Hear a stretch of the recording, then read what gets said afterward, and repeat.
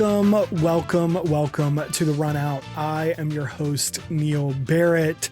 Whether you are a first-time listener or you have been rocking with me for a little while now, I really appreciate you taking some time to check out the show, and hopefully you enjoy it. I have been gone for a couple of weeks now.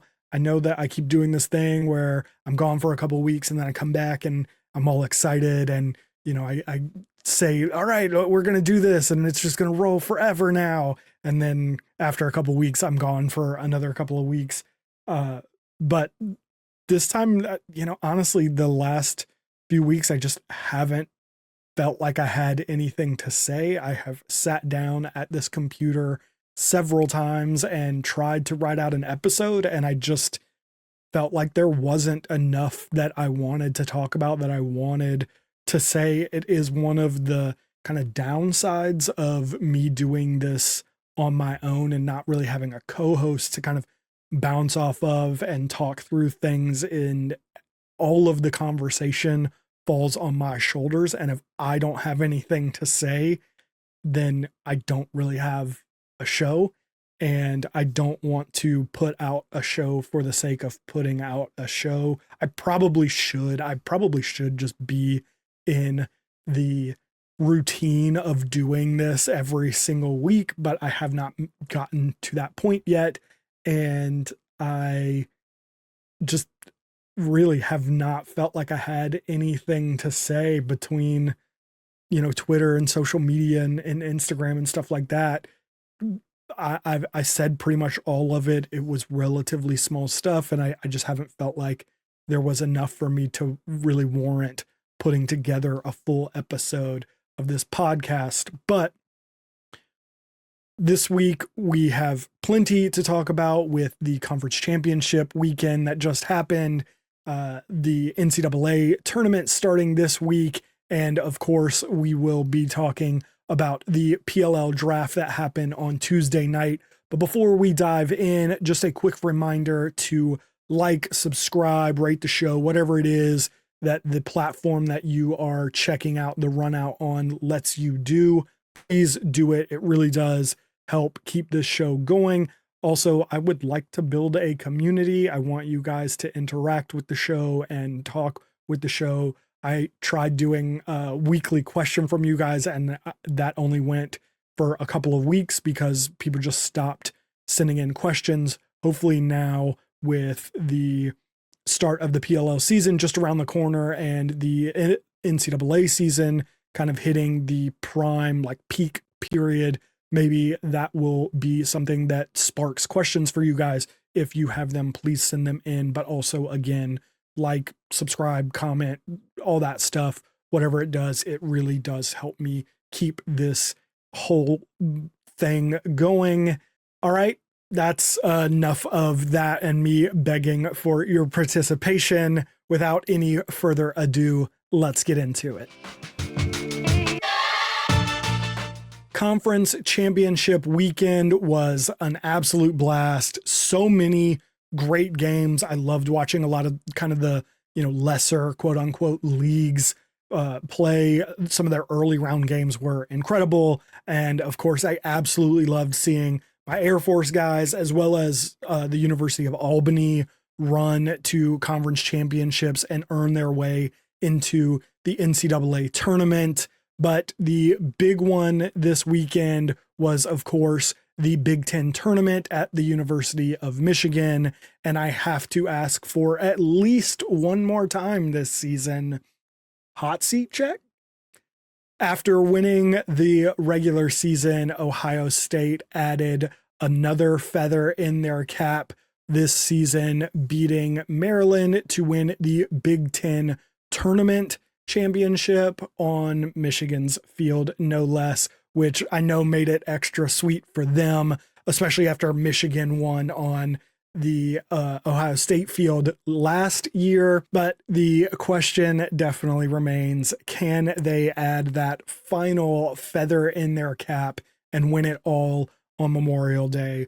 The Big Ten tournament as a whole was so much fun. I actually think I watched all of the games from it this year, which is not something I think I can say I have ever done for the Big Ten. I'm not a Big Ten guy. I don't know if that's apparent. Obviously, I'm a Duke guy and an ACC guy in that sense. Big Ten has never really meant much to me, but the tournament was so much fun to watch this year. There were a lot of really good games. Not a lot. There's only a handful of games in the tournament, but all of the games I thought were fun to watch, enjoyable, back and forth. Even the championship game, which, you know, Ohio State kind of got out to a lead and never really got all that close where you really thought Maryland was going to win. There was still always that thing in the back of your head that was like, yeah, but it's Maryland, and like even a 3 to 5 goal lead can evaporate like that. So all that to say, again, the Big Ten tournament was so much fun to watch, and I am really stoked for Coach Myers and the Ohio State boys for finally winning their very first Big Ten championship. Again, they won the regular season championship and the Big Ten tournament. It's the first time they've won either, and of course they won both in the same season. It has been an incredible season, and like I have talked about for most of the season, it's so funny to me that everyone was on this Nick Myers hot seat train this year, and of course it's the year that they have made this big huge run. Moving over to the other big tournament of the weekend, of course, in the ACC, there's nothing really to talk about. It took place, somebody won. I don't really know what happened there. Probably not really worth talking about. Just kidding. Syracuse beat Duke in the ACC championship. It was a very good game.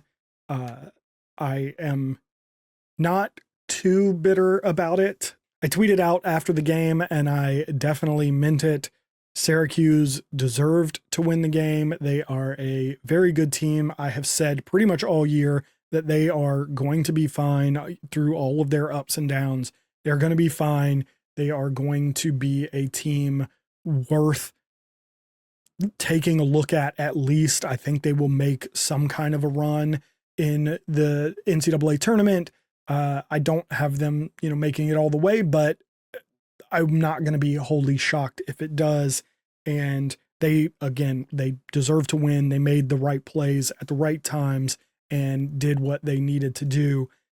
However, that being said, as a Duke fan, it was a fairly frustrating game because I felt like a lot of what prevented us from winning was self-inflicted.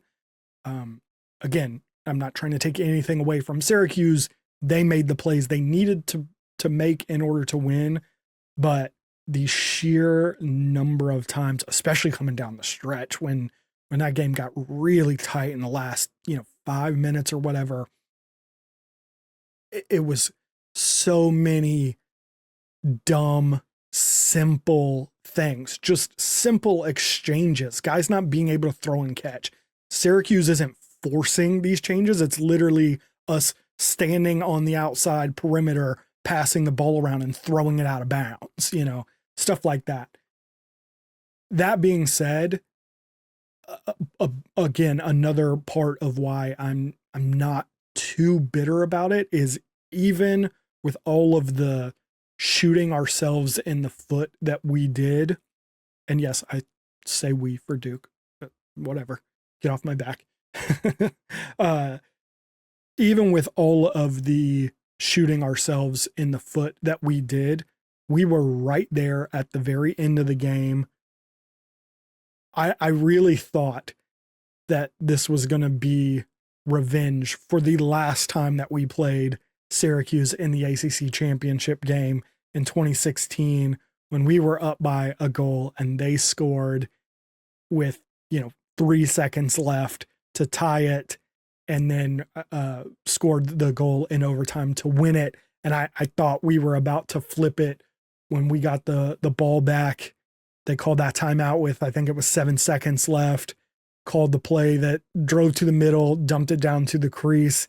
And I mean, I think it was Eric Maliver, just a tiny flick of the wrist to, pull it just a little bit. I mean, he missed that cage by, to be fair, he missed it by probably a decent margin considering where he was standing on the field. But, just a slight more flick of the wrist and getting it wrapped all the way around the goalie and inside that far post.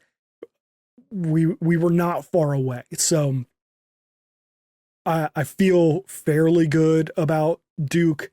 As frustrating as that game was to experience and to as a Duke fan to experience and see all the ways that it could have gone differently for us if we had just done our part.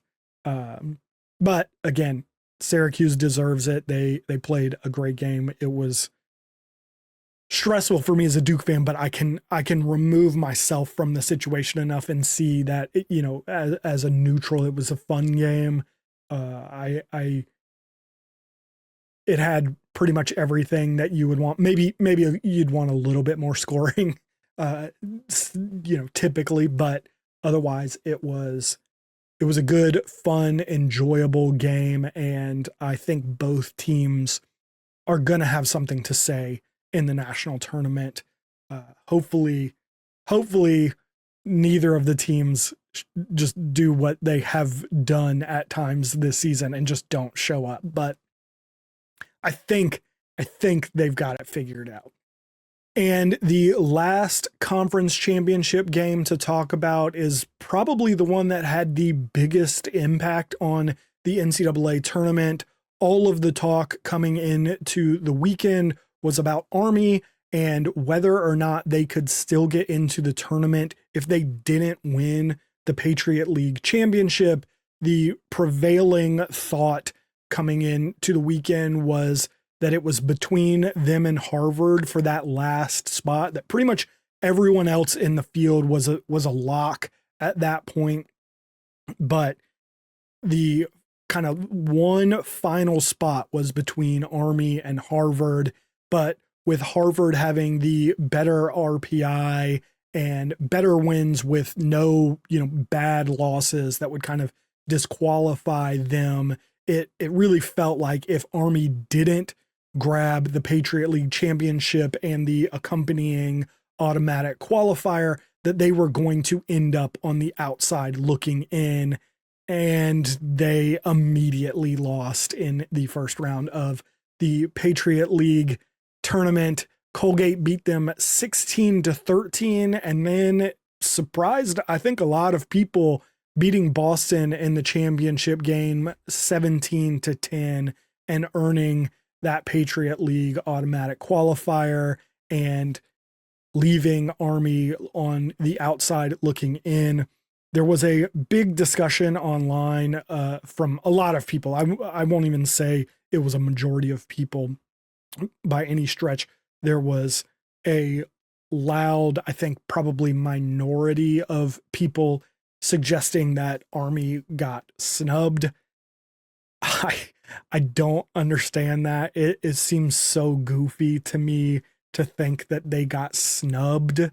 To me, it reminds me a lot of like being a Boise State fan, and if you're a Boise State fan that your team pretty much has to go undefeated in order for you to get invited to participate in the college playoffs.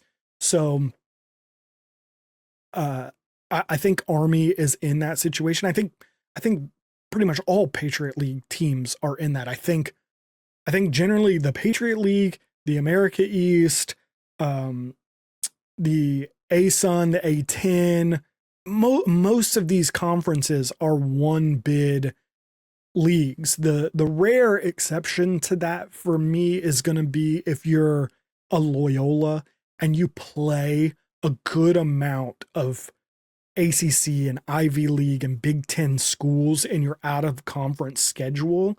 And if you can win a decent amount of those games, maybe you go undefeated in those games and then you lose the Patriot League championship or something, Army comes in and beats you, Boston comes in and beats you, Colgate comes in and beats you in that championship game. I think they can, in that situation, turn into maybe a 2-bid league, but generally speaking, they don't play the schedules that allow you to lose even 1 or 2 games and still really be in contention for an at-large berth. There's just not that many at-large spots available, especially with the ACC not having an automatic qualifier because they don't have enough teams to qualify for an automatic qualifier.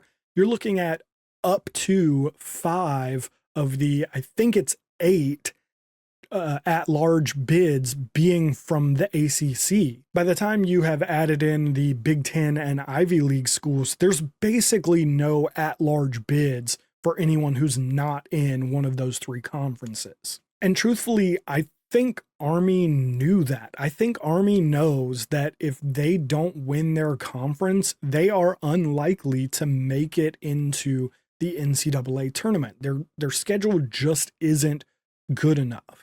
So all the people saying that they deserved to be in, of course they deserve to be in. Lots of teams deserve to be in, but it doesn't mean that you get in. Just because you deserve to be in doesn't mean that you get in. I'm a Duke fan. It happened to us in 2022, excuse me.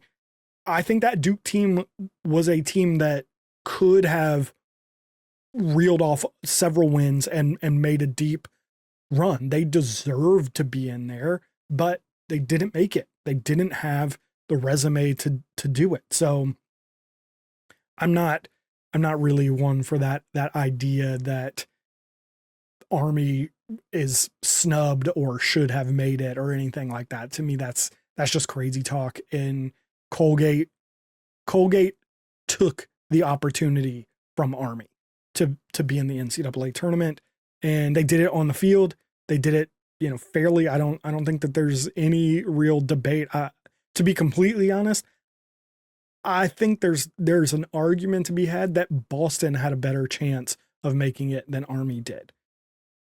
That's up for debate. I will grant you. I'm not going to argue too hard, but I think there's an argument at least to be made that Boston had the better argument being snubbed than Army.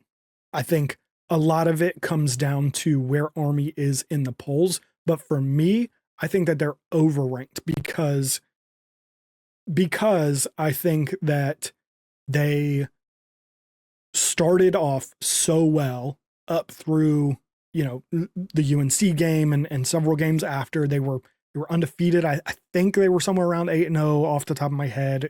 Correct me in the comments if better than that. I think they got to 8-0, maybe even 9-0.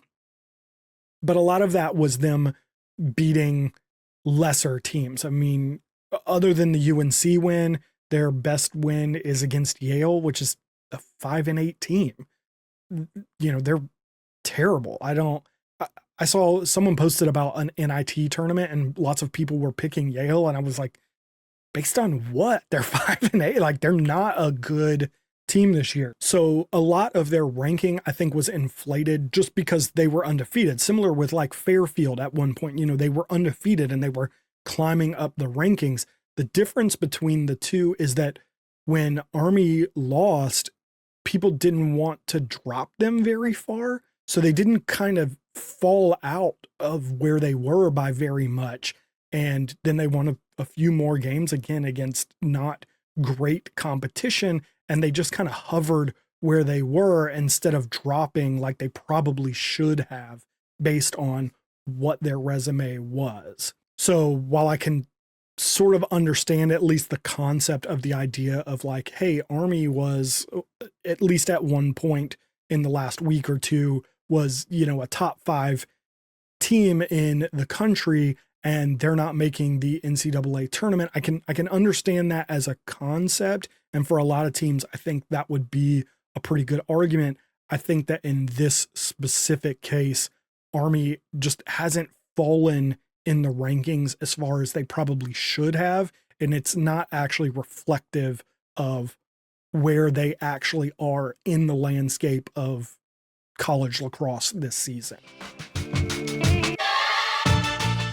The NCAA tournament officially got underway a couple of days ago with Air Force beating Robert Morris and Albany beating Siena in the quote-unquote play-in games. So we are officially underway, but the real tournament, obviously, the first round starts this weekend. I'm not going to go through every single game, but I thought I would talk about the four that are kind of the toss-up games. We are obviously going to start in Columbus with Ohio State Notre Dame. That is probably the kind of headline matchup of this weekend. I know a lot of Ohio State fans are somewhat upset about drawing Notre Dame. I definitely understand that argument, why they would be upset, especially because, you know, the NCAA tournament is, I hesitate to say unique in this because obviously the NCAA basketball tournament also does do seeding regionally, though they are a little bit more prone to move people across where it makes sense to. I remember Duke one year was in the Western Regional. They also do weird things where like the Western Regional will play in Raleigh, North Carolina. And it's like, what? This doesn't make any freaking sense. But they do it to an extent. But the lacrosse tournament obviously is based pretty heavily around geography and locations. So I can understand the upset nature of Ohio State fans who say, hey, we just won the Big Ten regular season championship and the Big Ten tournament championship, and our reward for that is the two-time defending national championship, Notre Dame Fighting Irish, just because they are down the road from us. Meanwhile, Penn State, Maryland, all these other teams that we beat in our own conference are playing quote unquote lesser teams, and that's not super fair. Again, I understand that. I can agree with it to an extent. The one thing that I would say in response to that is, if I was Ohio State, I would feel real good about this matchup. Would I probably feel better about playing, you know, Colgate? Probably. But I think Notre Dame is a bit overhyped. And I also think that Ohio State matches up with them very well. I think that, and that bore itself out when Ohio State beat Notre Dame at Notre Dame earlier this year. I don't see why we would get a different result this year, barring, you know, Ohio State laying an egg, or Notre Dame just coming out on fire. I just don't see Notre Dame having anything to combat what Ohio State is going to do this year. They feel, I hesitate to call them a team of destiny because I don't have them even making the Final Four, but I also wouldn't be surprised if they won the whole thing. Like it's one of those seasons where it's wide open and it feels like there are quite a few teams who could win it all, and Ohio State is one of those teams, even if I don't think they actually pull it off. But again, back to this specific matchup, I think that again, if I was Ohio State, I would feel very good about the matchup with Notre Dame. I would feel like it's a game, not just that we can win, but that we should win. We should win based on what these two teams have done on the field this season. Ohio State should win. For some reason, they are the underdog by betting lines, is my understanding. I'm not a big bettor. I know that the line at least opened with Notre Dame being the favorite. I don't know if that has shifted at all, but I don't know why that is. Ohio State, again, based on what they have done on the field, Ohio State is the better team. Ohio State should win this game.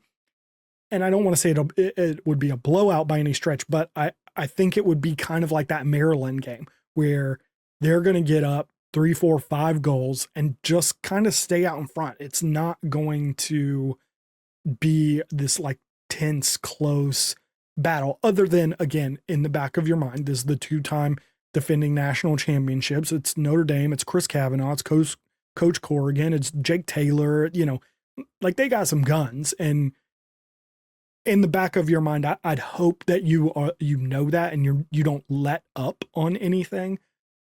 But again, barring that kind of understanding that this is Notre Dame and they can make the run, and we got to keep the pedal to the metal there and just keep going. Again, I think it should be relatively easy for Ohio State. Again, if I'm mapping it out, it looks a lot like that Maryland game.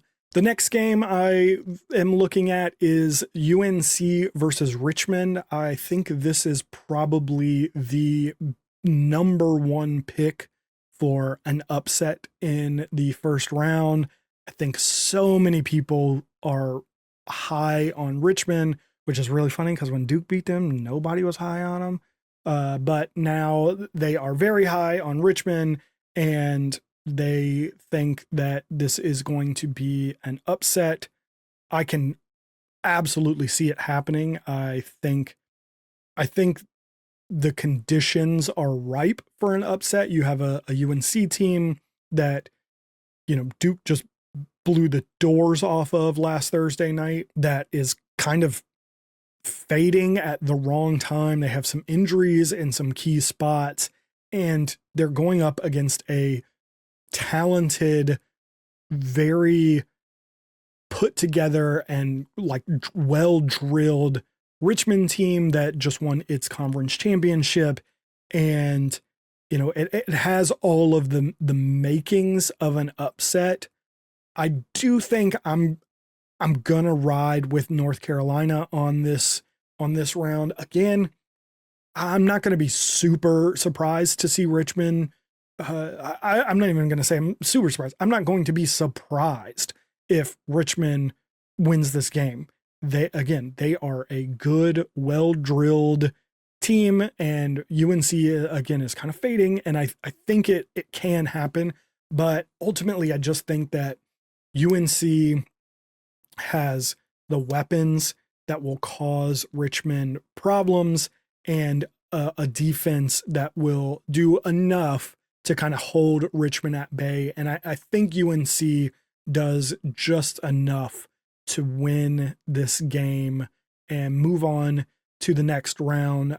You'll know at one point I had them in my Final Four. I don't anymore, but I do think they get out of the first round and get past Richmond. I do think that they make it out of this first round. They get past Richmond. They ultimately win the game. I don't know that it's going to be by a huge margin. I think it goes one of two ways. They blow the doors off of Richmond, and Dom and Owen Duffy go for 10 points and 10 goals, I guess I should say, and they just run out the way that they were kind of doing earlier in the year, and they just run out to this big huge victory. Or it's going to be crazy tight, maybe even kind of like an overtime kind of game. I think it goes one of those two ways, but either way, I think UNC does just enough to win, and they are rewarded by having to face Cornell in the next round. So congrats, UNC. The third game that is on this list, it's pretty much those kind of middle bracket games, is Duke Georgetown. I am obviously a homer, and I really, really hate to make any projections when it's my team. I really actually hate it. I'm actually, now that I'm thinking about it, I'm like, oh man, should I just not give you guys a prediction? But I will, I will be a person of honor, and I will go ahead and give you guys what I had been thinking. And I think I like this Georgetown team a lot. I love Aiden Carroll. I like uh, some of the weapons that they have. I think that they are a good team, but I think that Duke matches up really well with them. I think that the things that Duke is good at are the things that Georgetown is bad at. I don't know that the things that Georgetown is good at meet up as well with the things that Duke is good at. Like Georgetown's offense is good. It's the strong point of that team, but I don't think it's strong enough to overcome what is, as I have said to you guys all year, is a very good defense from Duke. And I think they showed that this week. I think really all eyes were kind of on Duke in that ACC tournament, and people really got to see how good this defense is and can be. They can once in a while fall asleep a little bit, but it typically takes a very, very good offense to do that, like a Cornell or a Princeton or something like that. It takes a very good offense to really expose Duke, and not many teams have that. And I don't think Georgetown has that either. And I don't think that they have the defense that can keep Duke down either. One of the things that I really like about this Duke offense is how well they share the ball. I have said, I have been tracking throughout the season. I've mentioned it several times on the show, but at this point, Duke has, I'm pretty sure it is 6 5 or more goal games from it, like individual players who have had 5 or more goals in a game. The starting 6, 5 have those 6 5-point games, and the one player who doesn't have one is Andrew McAdory, who just went number 2 to the California Redwoods in the PLL Draft. So when you look at that, you think, okay, while obviously Andrew McAdory is kind of the focal point, they can, all of the guys on that team can beat you. And I don't know that Georgetown has the ability to stop all of them. The ways that teams who kind of can't do it on both ends have stopped them are at faceoffs and riding and preventing. Duke does not clear super well. They've had 100% games even, but if they don't do it super well, and if you can slow them down on the clear, it can cause a lot of problems for Duke. And again, I just don't think that Georgetown does either of those things at a good enough clip that it's actually going to cause Duke problems. So I don't expect this to be a huge margin of victory for Duke. I would say less than 4 goals for Duke, but I think Duke is going to win this game. The one risk that you run with Duke all this year is that they just flat out don't show up. It's happened before. Obviously, they laid an absolute stinker in Denver. I would like to think that some of the travel and some of that was related. I don't know. I didn't get to watch that game because it was on, Flow Sports or whatever. So I would like to think that was the case. It played at least some part in it that won't be present in a game like this.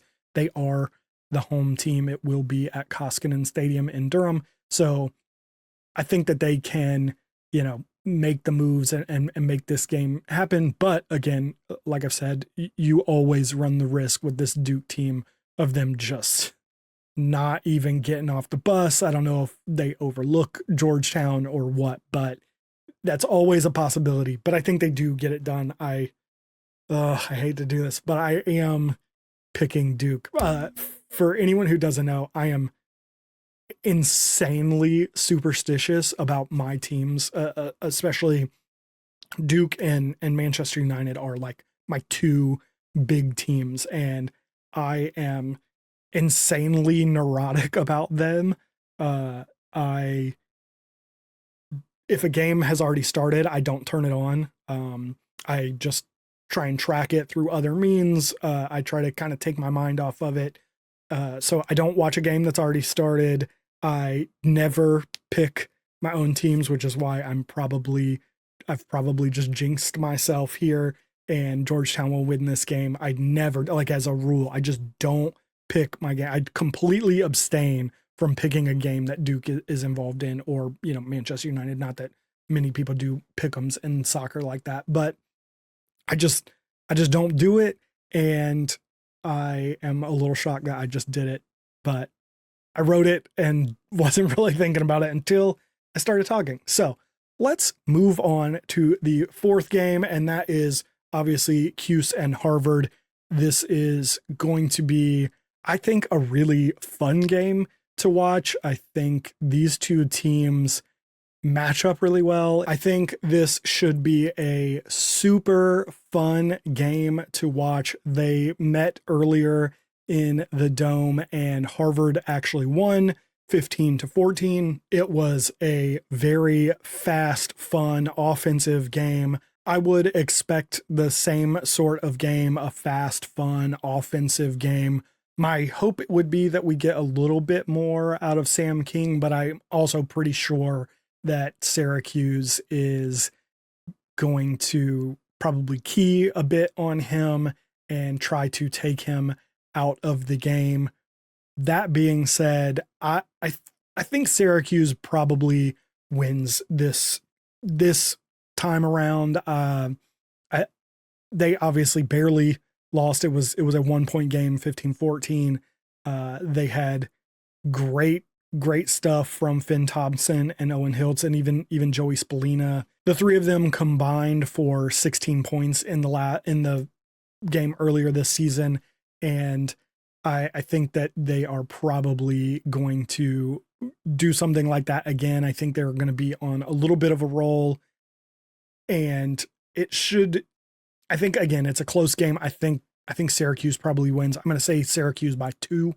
I think a little bit closer than maybe some of the other games. Obviously, UNC Richmond, I said, could be a 1-goal game, but I think you're looking at about a 2-goal game here with Syracuse coming out. I think it being in the Dome and them coming off of the ACC championship and trying to, get back to, national relevance for the first time since they made the Final Four in 2013, over a decade ago, is definitely going to be playing on their mind and hopefully driving them forward. That being said, Harvard is a great team. Again, they've already beat them once. It's not out of the realm of possibility to see them. It could also be one of those things where, not having been, nationally relevant when it comes to the NCAA tournament since 2013, starts to play on them. Guys overthink it. It could backfire. It could go the other way. I just don't think it does. This year they're too good. That offense is so smooth. I guess the one caveat to that is it's a Jerry Byrne team, and that dude can coach some defense. Not that the 15-14 game necessarily was the best indicator of that, but he is going to game plan for that offense, and I not going to be wholly shocked again if we see a Harvard win, but the Harvard win was at the beginning of the season was the first time they'd ever beat Syracuse. I believe it was the first time they'd ever beat them, period. But it was definitely the first time they had beat them in the Dome. So yeah, I think Syracuse is going to want that lick back, and they are going to push for the victory and come out with moving on to the next round where they will face probably Princeton. So that will be a really fun matchup, assuming that Princeton beats Towson, which I personally have, but don't want to look too far ahead because Harvard is going to be a tough team for them. Looking ahead to the end of the tournament, I picked this Final Four out about week 3 or 4, and I haven't had any reason to change them. Again, I think I did change UNC to Penn State at one point, but barring that, I haven't really had any reason to change these teams. That is Cornell, Maryland, Princeton, and Penn State. I think those four, I think there's probably 7-ish teams if you consider those four, Ohio State, Duke, and Syracuse. I think those are any kind of combination of those 8 teams is not going to be very shocking. You could probably even throw Notre Dame in that. Again, they're a 2-time national champion. I don't think they make it, but if they do, you're not going to be like, oh, where did this come from? So those 7 or 8 teams, if you want to include Notre Dame, I think are the real, teams that are in consideration for this Final Four. But like I said, I picked my 4 weeks and weeks ago, and I just haven't felt the need to change them. The one probably note of contention there, well, let's say there's 2. I think most people probably have Cornell, and I think most people probably have Maryland. Both have fairly good pathways to the Final Four, with Cornell needing to beat Albany, and then, the winner of North Carolina, Richmond. You feel pretty good about that. Maryland will have to beat probably Duke, at least in terms of chalk winning out. It could be Georgetown, but probably Duke. And that is not going to be an easy feat. I hope it is not an easy feat, but ultimately I think most people probably think Maryland wins that game. The 2 bones of contention are probably Syracuse and Princeton on one side, and Penn State versus Ohio State on the other side. I'm kind of riding with the guys. I'm not too terribly I'm riding with the guys that I picked. I'm not too terribly bothered if you think Syracuse and or Ohio State is going to win those. I think when it comes to Penn State, Ohio State beat Penn State earlier this year, but Penn State was dealing with some injuries and guys, some of their very important players, guys like I just totally blank on his name. Matt Trainer, Jack Amoni, both had been out for several weeks with injuries and came back for that game. I don't know that they were 100%, and even if they were working their way back in. I don't know that that game plays out the way that it did then if we played it again today. I think both teams are better than they were, and I think Penn State again was missing some of their very, very key players. And so again, I'm not bothered if you think Ohio State would beat Penn State. It's not, that's kind of a toss up for me. I'm riding with Penn State because I picked Penn State all year. I haven't seen anything from them that makes me think they can't win that game. Similarly with Princeton and Syracuse, I'm not too bothered if you think Syracuse would win that game. They're certainly good enough. I do think Princeton, where I think this game is less of a toss-up than the Penn State Ohio State game. Not so much again that I'm bothered if you think Syracuse wins it.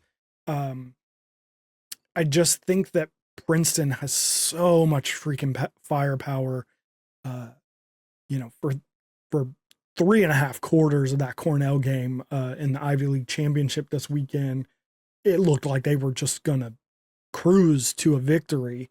And then they let Cornell back into it a little bit. And then there was that insane 2-minute penalty. And that just seemed to like crush their spirits. So, again, I'm riding with Princeton because I picked them, at the beginning of the season, and I just don't see a need to change them. I think they can beat this Syracuse team. I think they will beat this Syracuse team. But again, it's not by so much that I think that I'm like, oh, what are you talking about? If you came to me and said North Carolina was going to beat Cornell, I'd be like, oh, I don't know about that one. But you say Syracuse is going to beat Princeton, and I'll say, I mean, I can see it. There's definitely a case to be made there. But that is my final four. I haven't really thought too much about it right here on the fly. I can try to go a little bit farther, but I haven't given this too much thought. So I will tell you that if I do this right here, right now, live, come next week, I might have changed my mind, but I'll let you know. So let's see here. Princeton would play Maryland. Wait, is that even? I hate the way they do this. I think it's Princeton would play Maryland and Cornell would play Penn State. I think Cornell beats Penn State. I think Maryland beats Princeton, maybe. Which would give us a Cornell-Maryland final. And Maryland, I think. I don't know. It's hard for me to do this live because I've kind of been down on Cornell. I think they're beatable, but they also just don't lose. So it's hard to really know. Maybe again, maybe we get past this Cornell Albany game this weekend and I can give you guys a better answer for that. I wasn't planning to go all the way through to the championship, but sitting here, it just felt like something to do. So, but yeah, we'll say Maryland right now, but I do reserve the right to change my mind. I know that's not really how NCAA brackets work, but I haven't actually like sat down and tried to do one. So right here, right now, Maryland 2025 NCAA men's lacrosse champion. As fun as conference championship weekend was, and the transition from that into the start of the NCAA tournament, probably my favorite event of the year so far happened Tuesday night with the PLL draft happening. I have always enjoyed the PLL draft. It's a lot of fun. There's good content, but something about this year was a little bit different. It felt like we had more coverage than we normally have had in years past. I really got kind of swept up in especially the day of. It was clearly not the NFL draft, but it was kind of like that. I even tweeted out, like, is this what NFL fans feel like? Sort of tongue in cheek. It's hard to be an American and not be an NFL fan, but I have really kind of fallen out with my NFL fandom. I just don't follow it like I did when I was a kid. It's not at all like my favorite thing anymore. But yeah, there was something about Tuesday and just the coverage that was coming in all day. And I don't know how many of you guys watched it, but we have been asking for pre and post game shows, and Kevin Bolin, I think that's how you say his name. Apologies, Kevin, if that's not. Kevin and Alex Poole, who together kind of run TLN, they ran a pre and post draft show it was a studio show live in the ESPN studio. They interviewed several of the coaches. I think they did 2 in the pre-show and 2 in the post-show. It was really fun and really kind of like added to the atmosphere of kind of leading up to the trade, and then there was to the draft. Sorry, that's why I was stumbling over my words. And then like Dan Arestia was live Instagramming from ESPN all day. Kyle Bennett of the Outside the Box lacrosse podcast was also at ESPN in Connecticut for the draft, providing coverage throughout the day. There were rumors kind of swirling all day about potential trades and things that could be happening, what this team might be looking for. I don't know. There was just something about it that was really fun in ways that I don't think it has been in previous years. And I got really kind of swept up in the day of it. It did help. I did, like I said, Kyle from Outside the Box was at ESPN covering the event live and asked me and several other podcasters to jump on their live feed. They did a live feed during the draft, and please go check that out if you haven't. It was a lot of fun. I think we were on there for 3.5 hours or something like that. But it was a really good time. That also certainly helped, being there, talking, live with other fans who were watching it was super fun. It's usually, I think in years past, has been something I've done on my own, just watched it by myself and, maybe tweeted or something about it with fans that way.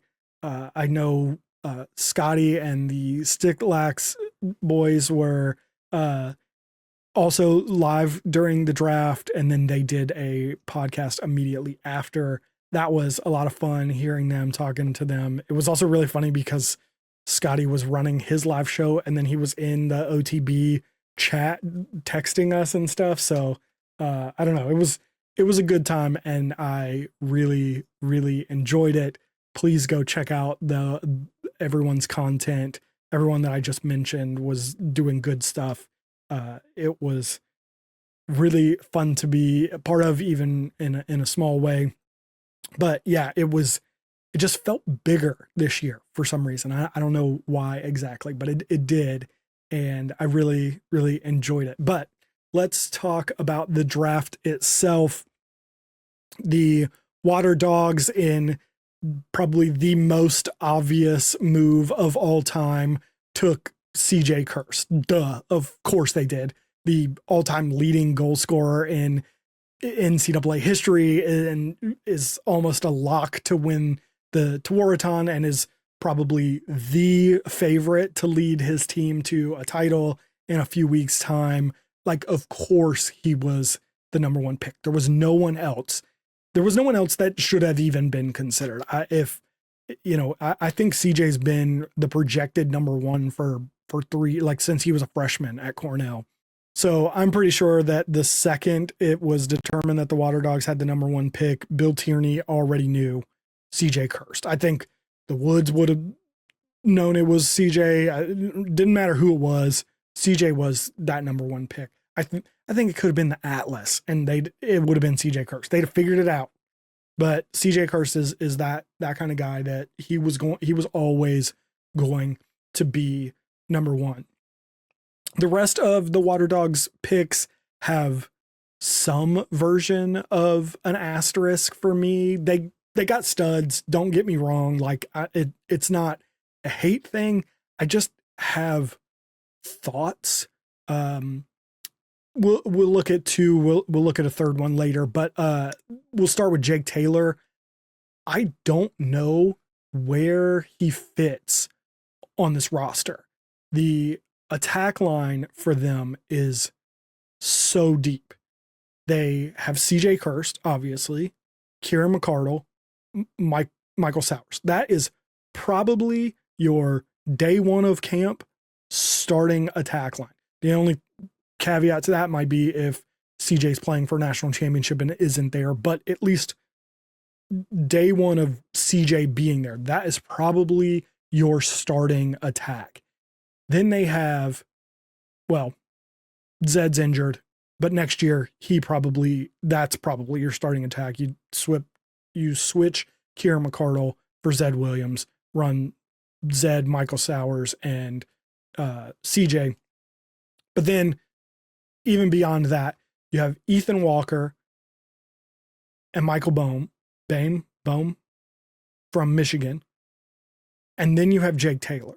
I don't know where he fits in this attack line. Again, we go back to day one, and I think he probably slides in behind Ethan Walker on a depth chart. He's the fifth or sixth guy. Now, he may come in and blow everyone away in camp and slide up a spot or two, but it still feels like that starting attack is going to be Michael Sowers, CJ Kirst, and Kieran McCardle.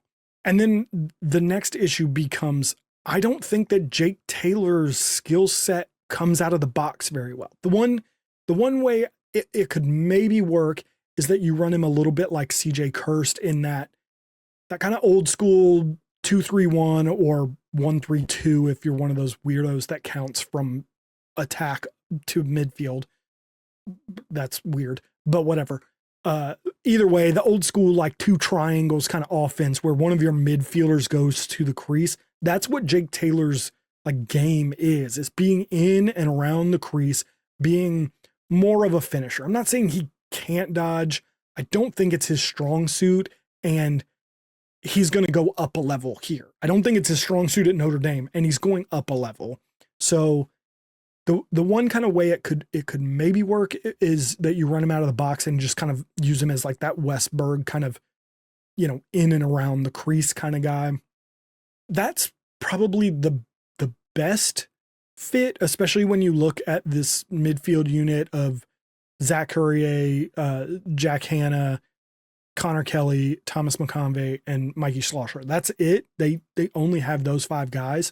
So it makes a lot of sense for him, other than, again, the fact that you aren't getting a lot of midfield help from him.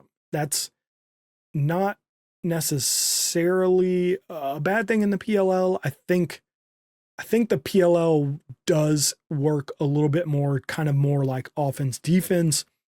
You have your offensive midfielders and your defensive midfielders, and then obviously attackmen and pulls. And so you're more concerned with just getting guys on to play offense, but I still feel like you have to game plan around Jake Taylor's skill set specifically, in a way that you don't have to with a lot of guys. So again, all that to say, I'm just a little bit confused about the pick for him, not because I have any issue with Jake Taylor, but just because I don't know that I see the fit. That being said, Bill Tierney is a way better coach than I will ever be. He can maybe figure it out in a way that I can't, but whatever. The other player that I have an asterisk around for me is Dylan Hess. And again, it has nothing to do with him as a player. Seems like he is going to be a stud and worth every cent they spend on him. My issue has more to do with him even being in this draft. For those of you that don't know that don't know the story of Dylan Hess, he was at Georgetown for 4 years. He played at Georgetown and was drafted last year by the Carolina Chaos in the 4th round, but chose to go to the University of Florida this year and use a year of eligibility trying to play football. But he did not make the football team, and while still enrolled in the school, decided might as well play MCLA. The PLL ruled that because he went back to school and played lacrosse, he had to re-enter the draft, and obviously was then picked up by the Water Dogs in the 2nd round. And I don't know, again, we talked about the TLN pre and post-game show, post-draft show.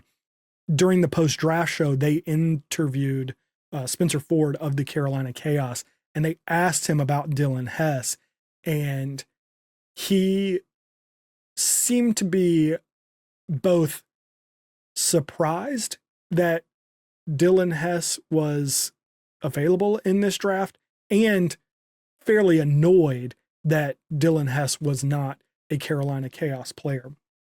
And when I brought it up, the response I got back was he went to school to play lacrosse, and they compared him. Dan said he's less Cole Kastner, who went to go play, because let's start there.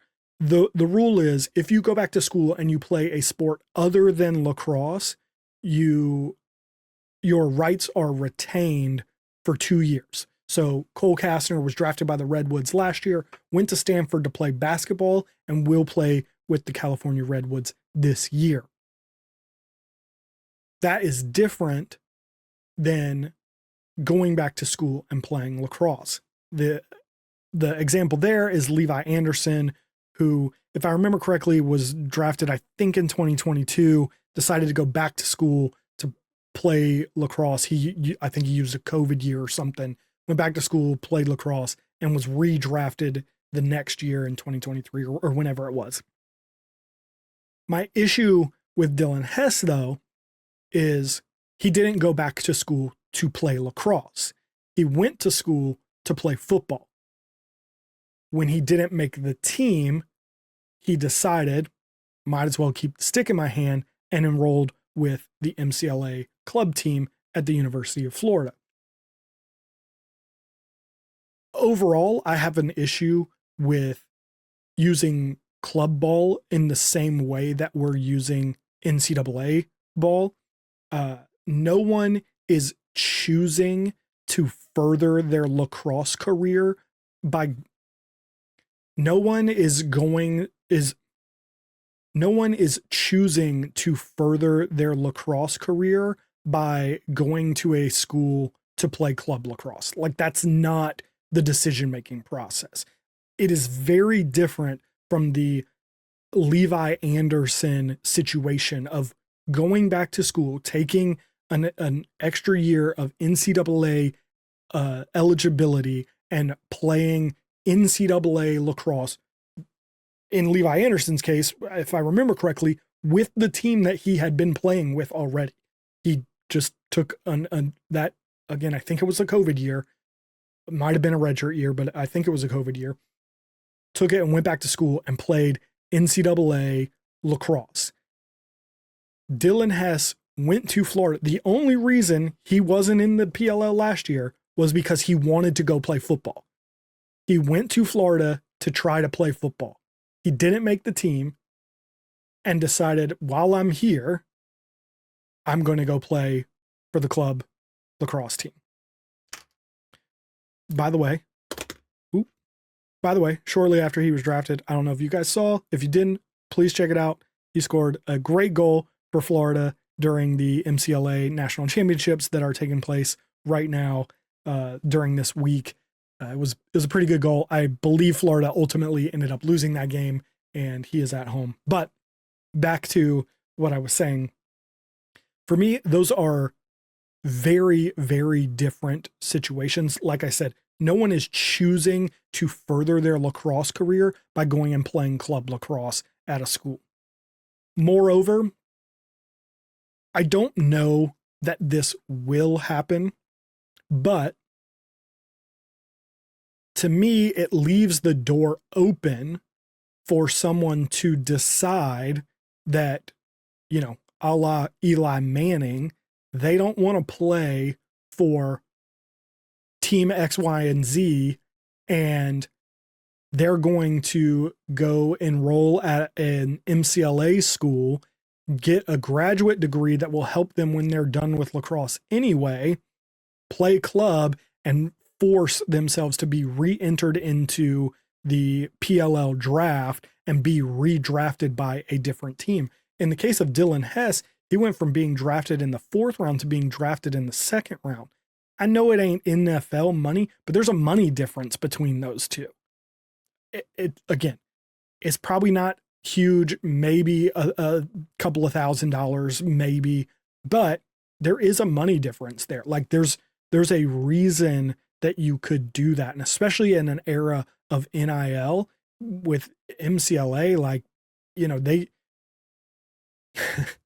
when I played MCLA in the early 2000s, there were teams that ran what were called virtual varsity. In fact, there were early social media accounts that were called virtual varsity that were MCLA like tracking accounts. Like, there's one big MCLA account. I cannot even remember I can't remember off the top of my head what his name, but there's one large MCLA Twitter account, and basically the early version of that was one called virtual varsity, and teams were able to offer, light kind of scholarships to get people into the door. They could obviously they could pay their dues and stuff. They could do that as like a recruiting technique. If you had a guy who was considering, maybe a D2 school where he could get a little bit of something from the school, the club teams, some of the bigger club teams could offer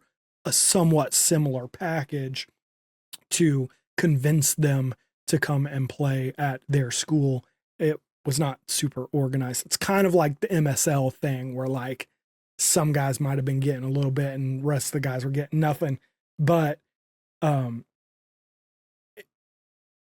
it leaves the door open for abuse of that system because it is a different system, if that makes any sense. So I just don't love the idea that we're treating going back to school and playing club lacrosse the same way that we're treating going back to school to play NCAA lacrosse. And again, Dylan Hess didn't even go to school to play club lacrosse. He went to go play football. And for me, there's a very clear difference between that. And I think it's a lot closer to what Cole Kastner did than what Levi Anderson did. So those are my two kind of asterisks on some of the other Water Dogs picks. Like I said, I have another asterisk, but we'll get to it later. As for the rest of the draft, I think most of the teams did pretty well. I think most of them looked at the holes in their roster and addressed the specific holes in their roster pretty well. Generally, we can argue over a pick here or there, but generally I think they did pretty well. I'd say the Archers, Atlas, Cannons, and Outlaws all did very well in seeing the gaps in their rosters and filling them with really, really solid picks. The Outlaws did not, in fact, pick 3 attackmen as one of the TLN mock drafts right before the draft had mocked up. Coulter Mackesy might be the best fit with his team of any draft pick, like literally bar none. He might be the best, kind of like, this dude is going to plug right in and do everything they need him to do. I would probably have him. Yeah, I'd probably have him as a high candidate for Rookie of the Year right now today. And then probably my favorite pick from the draft is Matt Trainer going to the Atlas. I love Matt Trainer's game, and I think adding him to that offense is going to be crazy. Because the flexibility he gives them, Connor Schellenberger had some injuries last year. The ability to fill in on attack, to run out of the box, to play. I don't think that he plays the same. I don't think he's Jeff Teat or anything, but sometimes I watch him and I feel like him and Jeff Teat see the game very similarly. And I think he could be another kind of Xander Dixon in a slightly different way, but another kind of guy that just like clicks with Jeff Teat. And I mean, let's be real, a lot of that's probably on Jeff Teat. I feel like it doesn't take too very much to click with Jeff Teat, but I think that he could be a guy that comes in and just immediately clicks. And I don't know, I really, really like that draft pick for the Atlas. But again, if I'm one of those 4 teams, I'm feeling pretty good about my draft. So well done for them. Another big story from the draft was falling players. I know that's obviously a story in every draft is kind of who slides and falls out of, rounds and stuff that they were projected to go in. But this is the first year where I remember several big names sliding kind of all at once. Last year, there was obviously TJ Malone, where, so many of us who had watched TJ play over the year were like, what is happening? Why are we getting into the 3rd round? And TJ Malone hasn't been picked up.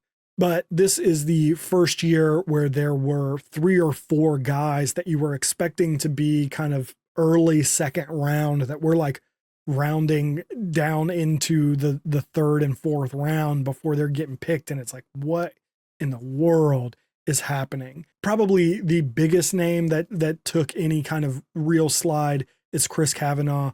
I will start this out by saying I am, a Chris Kavanaugh hater. I don't actually hate him. I think he's a good player. I think he will do good things in the PLL, but I put it this way on the Outside the Box podcast during the draft.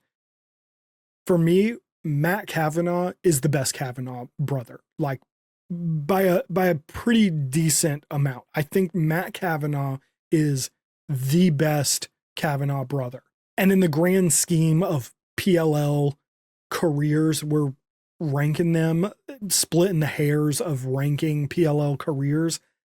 I don't think Matt Kavanaugh's career has been crazy good. He had some good years with Denver, stuff like that, but overall, over the course of the entire breadth of his now complete career after he retired last week or the week before, I don't think that you would put him on the level of some of his contemporaries. And again, that's not hate. I really liked Matt Kavanaugh, to be completely honest. But so I'm not trying to hate on him in any way. Again, we're talking about splitting hairs of like all pro careers.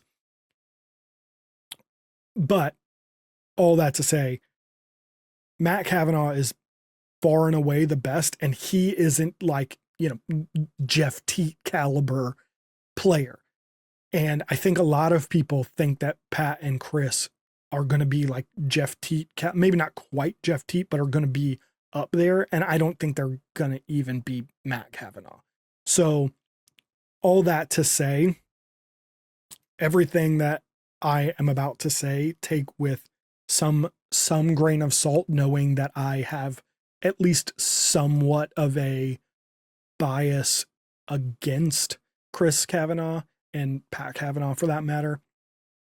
But Pat's slide last year and Chris Kavanaugh's slide this year, they're not surprises to me because I don't think their game translates super well to the PLL. A lot of it is built on grit and toughness and like riding hard and just working people. And not that that's not a good value in the PLL. I just don't think it can be like your main contribution, if that makes any sense. Like Ryder Garnsey has a lot of those same elements, but he's also one of the most creative players in the game. I don't know that you would say that about either of the Kavanaughs. Not that they aren't creative players, not that they can't do creative things. I just don't think they're on that same level. We'll see. I will be more than happy to be wrong about all of this. If the Cavs turn out to be, you know, Mount Rushmore level players, I'm happy that I was wrong because I like them as people. I think they are good for the game and I think they deserve it. I just don't think that their game translates. So, all that to say, I think that their slide was kind of predictable. And you have people suggesting Dukes online was saying that Chris Kavanaugh was the Shedeur Sanders of this draft. And I'm like, he slid like 5 places. Like, he's not the Shedeur Sanders. Like, he slid a handful of places. There are other guys that we'll talk about that slid way, way longer and farther down the draft than Chris Kavanaugh did. And Chris Kavanaugh is still going to go in and probably be a starter or close to it. He will be an important player. Like, come on. It is not the same thing. The very next person that I would talk about is Sam King. Sam King, I think, probably should have been a top 6 or 7 pick and somehow went in the 3rd round. It didn't make any sense to me. We'll get into some places that I think probably could have and maybe should have taken him. I am absolutely blown away at the fact that he fell all the way to the 3rd round. That being said, adding him to that Archers team is nuts. Like, I think you can kind of eye him as a long-term replacement for a guy like Connor Fields, who's starting to get up there a little bit in age. I think he can be that long-term replacement. And in the meantime, he can be kind of maybe a 4th attackman who gets some time down low, but also is running out of the box. I think he will be good for you, especially, Tom Schreiber has had seasons cut short in each of the last, I think, 2 seasons. He's had an injury late in the season to the point where they moved Grant Ament into the midfield, which, again, I know we've talked about this before. He does not get nearly enough credit for that. That is not as easy. This is a thing that I want to say about this draft as a whole. I think that we talk about attackmen moving to midfield way too much. We just kind of assume that because you're an attackman, you could run out of the box and it would be totally fine. They are very different positions. They have very different skill sets. And I don't think that we give enough attention to how difficult it is to make that transition. And Grant Ament should be getting a lot more credit for what he's doing in the midfield as an attackman. Yeah, he is an attackman. And that move has paid huge dividends because of his ability to make the move. There's midfielders who can't even like have their role changed in midfield and still be playing in the midfield, but just in a different kind of role or position on the field. People can't even do that. And this dude moved. Anyway, sidetrack. But Sam King, I think, is one of the guys that could potentially move around. I really like Sam King's game, and I think that the Archers landing him is going to be absolutely crazy.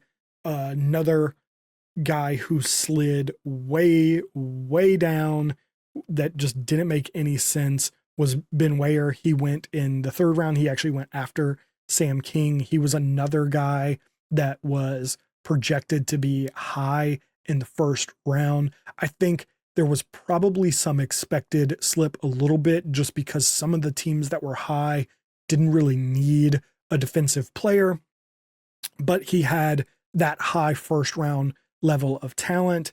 It did come out that there were some concerns about his ability to defend one-on-one, but I thought that was so goofy. And I know Adam Lamberti wrote about this in his pieces.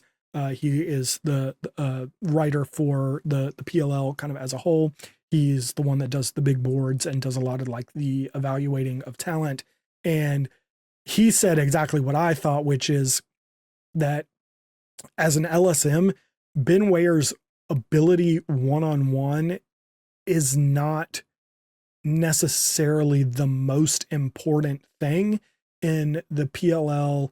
I think the LSMs tend to be, and everyone can play it slightly different, but if you think of the better LSMs in the league, one-on-one defending is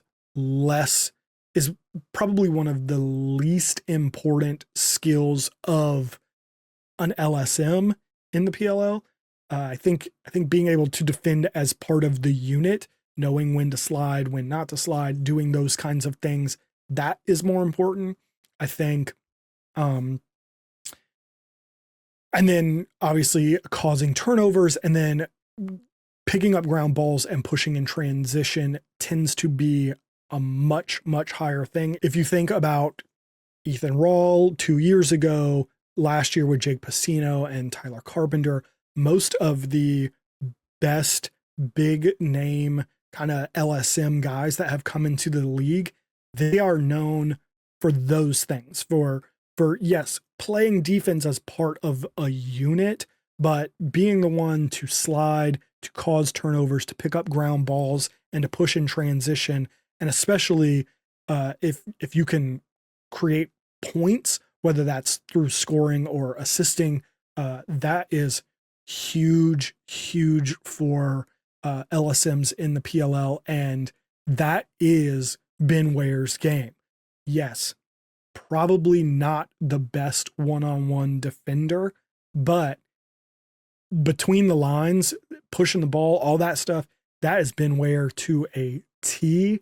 And you would have thought, especially again, watching Tyler Carpenter last year for the Atlas, just take over games and just be everywhere and pushing the ball in transition, scoring points, assisting, getting the ball into that offense's hands. He was the LSM of the year by, I think, a pretty decent margin. And then again, probably number 2 on that list was probably Ethan Rawl and Jake Pacino, both of which, again, do those same sort of things. So Ben Wayer sliding was so bizarre. And then the last one for me was Ben Ramsey, who fell all the way to the end of the 4th round. He was, big boards are big boards. They're not, gospel or anything, but it's just so weird to me that he was the number 1 short stick defensive midi on just about every big board that I saw. They had him going in every kind of mock draft I saw. He was always the first short stick defensive midfielder off the board, and he ended up being the 4th to be taken. Dylan Hess, lots of people liked, and again, he was drafted last year, so not necessarily a huge thing for him to go after him, but like he went 1 pick after Jack Gray from Duke, and I'm a Duke guy, and even I wouldn't have taken Jack Gray over Ben Ramsey. So it was confusing. Not so much that he went, in the 4th round. I think there wasn't really a high demand on short stick defensive middies in this particular draft. And I don't know that any of them, there's not necessarily or at least there doesn't project to be, kind of a Ryan Terafinko or, any of the kind of the big, really good short stick defensive midfielders out there. I think there's definitely some pros. There's definitely some guys that will play for a while, but I don't know that any of these guys are necessarily that kind of next level guy. We'll see what happens, but they didn't go very high in the first place. So it's not so much that he went in the fourth round. It's that he was the fourth one taken when he was, by pretty much every account, the best one in this draft. I don't know. It felt weird and just kind of added to the storyline of like several of these players that it's like, what is happening? And again, it's the first time that I can really remember seeing not just one, maybe two guys, but again, 3, 4, maybe even 5 guys that are just like plummeting down the draft. So that was definitely a story. As for winners and losers in this draft, I mean, you'd be a fool to pick anyone other than the California Redwoods as your winner. I mean, they absolutely racked up in this draft. Number 2, they took Andrew McAdory. I think that was, everyone knew CJ Kirst was going number 1. And then I think pretty much everyone knew that Andrew McAdory was going to be drafted by the Redwoods in the 2-3 spot. If you're watching this and you did, or listening to this and you didn't keep up with the draft, the California Redwoods had the 2nd and 3rd pick, and it was pretty much an open secret that Andrew McAdory was going to be picked. I don't know why. I had this feeling that he was going to go 3rd, that they were going to pick whoever they picked, whoever was the other pick involved was going to go 1st, and Andrew McAdory was going to go 3rd. He did end up going 2nd for the sake of a trivia question when that comes up. Not that it matters in the grand scheme of things when they had 2 and 3. But he did go to Joe Spallina, the GM of the California Redwoods, coached Andrew McAdory when he was in high school and a youth player. He knows him very well.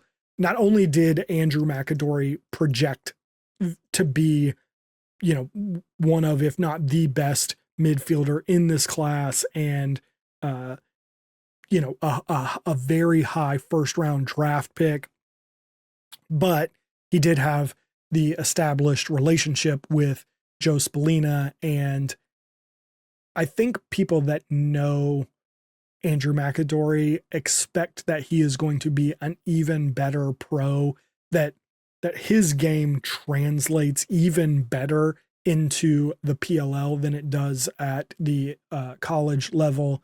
So again, not too much of a shock there. With the 3rd pick, they picked Sam English from Syracuse. Sam English is, sometimes I think we call a lot of guys two-way guys that are really offensive guys that you just basically don't get too nervous about playing defense. They're not really two-way guys. They're just offensive players that you don't want to immediately yank off the field if they get stuck on defense. Sam English is not that. Sam English is a do-it-all midfielder. To be fair, they say the same about Andrew McAdory. I gotta say, as a Duke guy, I don't know that I've ever really seen Andrew McAdory play defense, but I read several draft profiles from multiple people that weren't affiliated with the league, people that are doing it independently, all kinds of them. And people mentioned that Andrew McAdory can play defense. Again, I'm a Duke guy. I haven't seen it, at least not that I'm aware of. If he was a freshman and I just didn't really know who he was and he was playing some defense, then, maybe that's a thing. But I've never really known him to. But it was brought up that he could. So in that sense, Andrew McAdory could be a two-way player. Sam English is that dude. I have mentioned several times that the player comp for Sam English is Zach Courier. I don't want that to be a burden of expectation. I'm not suggesting that he will be Zach Courier, that he's that level of player. I hope he is. Like, I genuinely hope he is every bit as good as Zach Courier. But I don't mean it in that sense. I just mean it that that's the kind of, unicorn player. Like, he plays on the wings, he can face off, he plays defense, he plays offense, ground balls, shooting, assists. He does everything. So again, I hope that is not a burden of expectation placed on Sam English. It's just the way that I describe his game, again, as that kind of unicorn player. So already the Redwoods are off to a huge win. Just getting those two alone is already a very, very good draft. This California Redwoods team, excuse me, their offense was bad. And at least on paper, it has technically probably gotten a little bit worse. They've lost RP3. I don't care what you think of that dude. RP3 is one of probably the top 5 best professional lacrosse players ever. Professional outdoor lacrosse players, whatever. So losing him is going to do some stuff to your offense, but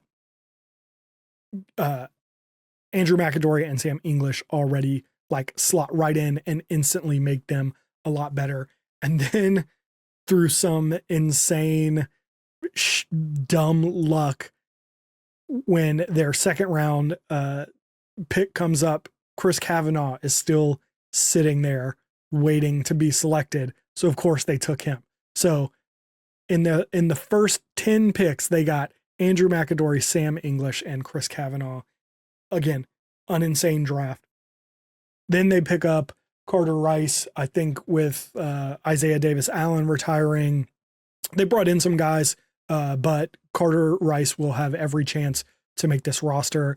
And I think he is a very, very good pickup. And then in the final round, they were able to grab Griffin Schultz. He may not make a roster, but if he does, he could be a really nice piece for them as a scorer. It could be, I think he could play really well with some of the offensive minds that they have. If he can, again, it's going to be a little bit tough for him to make a roster because this team is packed now. But if he does make it, it could be really a lot of fun. But like I said, this offense was bad last year. And since Joe Spallina got here, they have completely reformed this team. Again, several of these guys are not going to make the roster. You can decide who these people are, but their midfield was awful last year. It was basically Romar and Cole Kirst and Nakai and Ryan Tierney here and there. Their midfield room right this second, and again, some of these guys won't make the roster, but right this second, it's Ryan Ogman, who was with the Archers, Charlie Bertrand, Aiden Denenza, who they signed in the offseason from Duke. He hasn't played in the PLL yet. I don't think he'll make this roster, but he could be some nice depth. Romar, Sam English, like we talked about, Ronan Jacoby, who played with the Cannons last year, Cole Kirst, Andrew McAdory, Dylan Malloy, Nakai Montgomery, Griffin Schultz, and Ryan Tierney. That midfield line went from one of the shallowest to one of the deepest overnight. They could still potentially use maybe another kind of like big key acquisition, but I would feel pretty good about them. Their attack line is similar. They have Westberg, Vince Dialto. I honestly don't even know who that is. Ryder Garn. They just signed him in the off season, and I mean, he's never played in the PLL. I don't know who he is. Ryder Garnsey, Chris Kavanaugh, Jackson Morrill, and Brennan Nick Turn. I think those last four right there could be your attack line, and you'd be great. You'd be real great. And that's not even including, a veteran pro like Westberg. So I don't know that they are going to be Atlas and Archers good, but they were hands down the worst team in the league last year. The Water Dogs technically finished with a worse record, but like 6 of their losses were by 1 goal. The Woods were getting pummeled. The Woods were not good last year. They were, I think they were significantly worse than the Water Dogs, even though the Water Dogs technically ended with a worse record.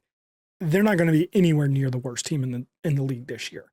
Not unless there's just a crap ton of growing pains with a brand new coaching staff and all of these new players, which, to be fair, is possible.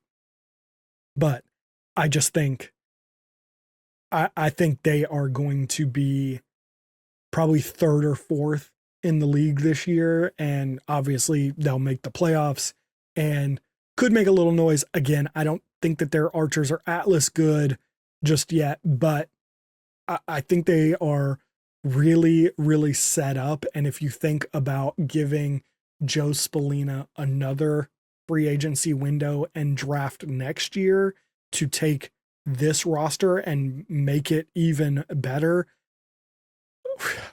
I mean, the Woods could be really good for a while. And now to the loser. I think everyone knows who the loser of the draft was. It's honestly probably not even very close. I think pretty much everybody except for the Carolina Chaos did at least well enough. They addressed their needs. They progressed in some manner. Obviously, like I said, the Woods got significantly better. They are, for me, the clear winners. Everyone else was kind of between that and good enough. The Carolina Chaos are the only team that I think had a bad draft, and they had a bad draft. It's not even close. Every single aspect of their draft was baffling. Like, just mind-numbingly baffling. It started when the draft basically kicked off. I was doing the OTB draft podcast, and like I said, Kyle Bennett was at ESPN, and he hopped on with us. He was kind of doing this thing where he was like hopping in and hopping out with us, and he hopped in and he's like, "Hey, we're hearing that the Carolina Chaos are probably going to trade. Looks like there might be a player involved." And we were like, okay, cool, because one of the things that Spencer Ford and Roy Colsey had been saying was that they really wanted to leave this draft with 4 players. They only had 3 picks, so they clearly wanted to make some kind of move where they could leave with 4, whether that was trading for a player already in the PLL or trading back for an additional pick, whatever. So we hear that this trade is going to happen, and we're like, okay, cool, sweet. Then it pops up, trade has happened. I don't know if you guys were like us. We had the volume down a little bit low, so we couldn't hear, because obviously we were talking, and you can see the Archers come up. They are now picking instead of the Carolina Chaos, and we're like, oh, cool, the trade must have happened. But then they were talking to somebody. I think whoever had picked, they were talking to the coach. I think it was Brian Holman for the Cannons picked at 4. So they were talking to him, and then they went to a commercial, and we're all like, wait, what's happening? What's happening?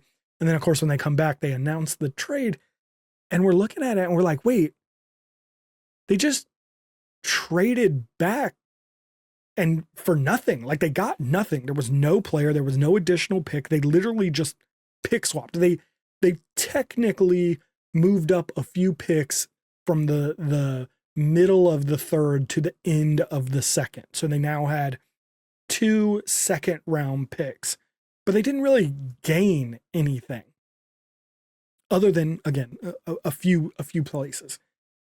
And that was weird because, again, they've been talking about how they wanted to leave this draft with 4 players.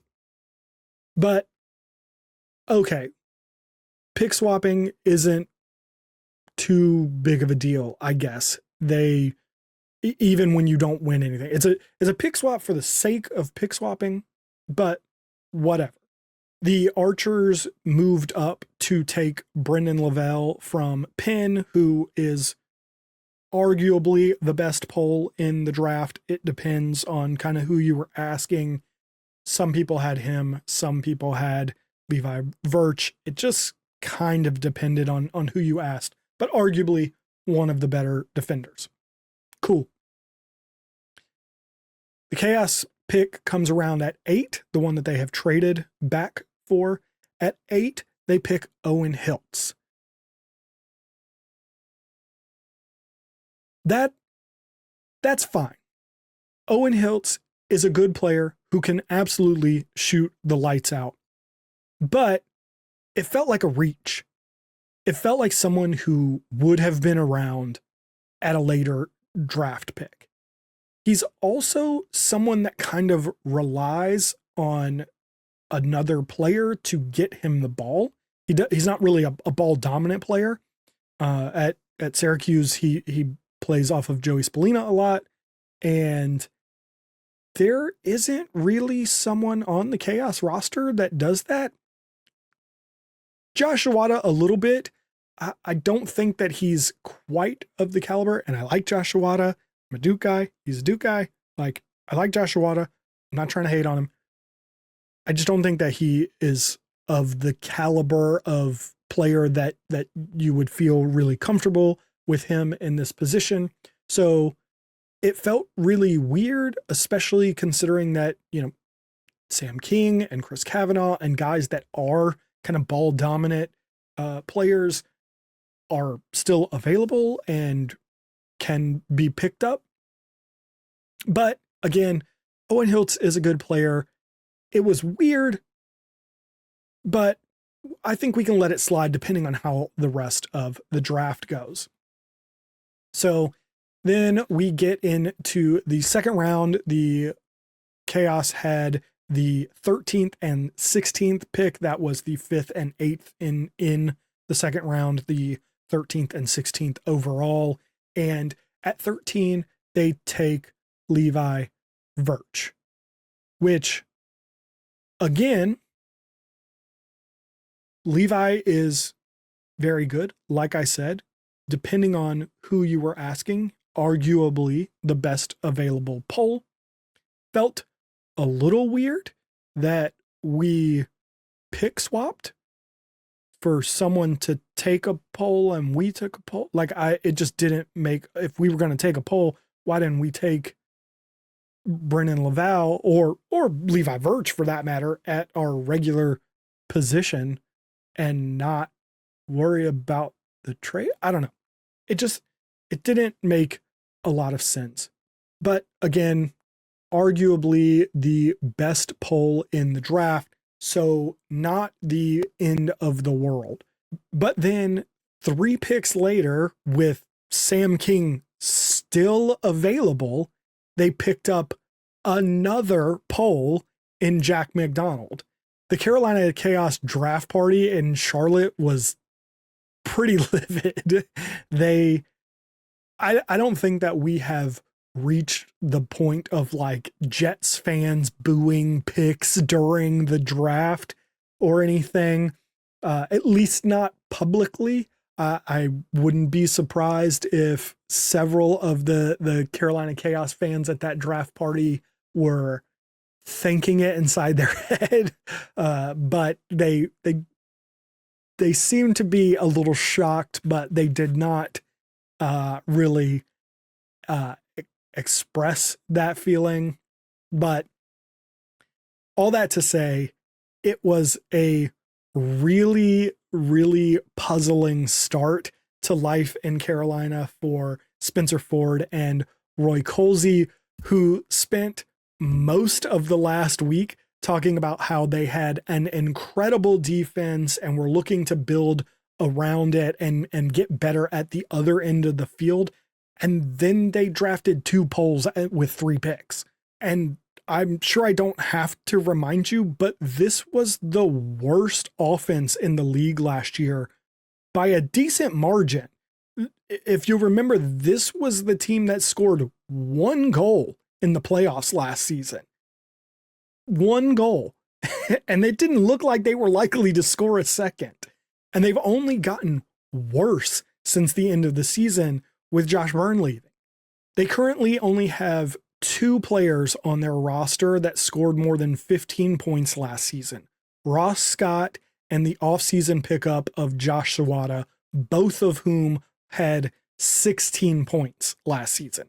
It does sound like Will Bowen might be out for the season, which does kind of provide some context for the defensive heavy draft. But even without Will Bowen, it feels like getting a 3rd or 4th poll through free agency and the player pool seems significantly more doable than finding a 20+ point scorer that will lead your offense into this new future with, an all new staff and players and stuff. So the whole draft was just